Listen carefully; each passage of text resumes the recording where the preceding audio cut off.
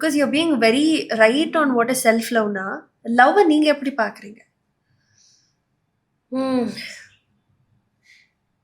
எனக்கு அது பல பல வருஷங்களா பல விஷயங்கள் மாறி இருக்கு.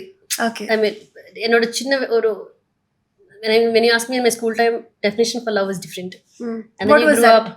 அப்போ That was just flirting and having fun, seeing a guy, oh அவனை பார்க்கறான், அவனை சைட் அடிக்கிறான், ஓ எத்தனை பேர் நம்மளை சைட் அடிக்கிறாங்க, அதெல்லாம் இருந்திருக்கு when we were young.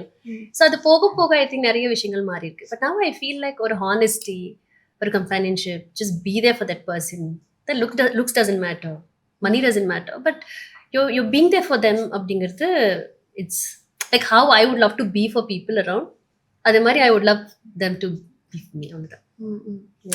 More often இந்த மாதிரி ரிலேஷன்ஷிப்ல இருக்கோன்னு வச்சுக்கோங்களேன், women tend to lose themselves இல்லை. Now how do you define your boundaries?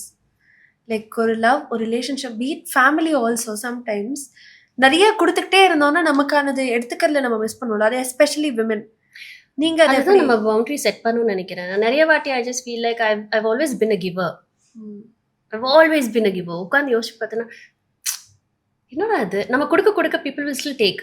அது வேணாம்னு சொல்றதுக்கு யாருக்குமே மனசு வராது. Be it an advice, be there for people. என்ன கொடுத்தாலும் people will just love to take it from you. ஆனால் அது திரும்ப நம்மளுக்கு உங்களுக்கு கொடுக்கணுமா அப்படின்னு நினச்சி பார்த்தீங்கன்னா ஐ டோன்ட் திங்க் ஸோ. கொடுக்கலான்னு நிறைய பேர் வரமாட்டாங்க. ஸோ அதுக்கு ஒரு பவுண்ட்ரி நம்ம I think every girl should set that boundary. It's very hard, but you should set boundary. But taking care of parents எல்லாம் ஐ ஃபீல் ப்ரவுட். பட் அதை தாண்டி எனக்கு சில விஷயங்கள் நான் எப்பவுமே ஐ ஃபீல் லைக் அந்த பவுண்ட்ரி செட் பண்ணிக்கணும்னு தோணும். அதெல்லாம் ரொம்ப கிளியராக இருந்திருக்கு இவ்வளோ வருஷம். பரவாயில்ல.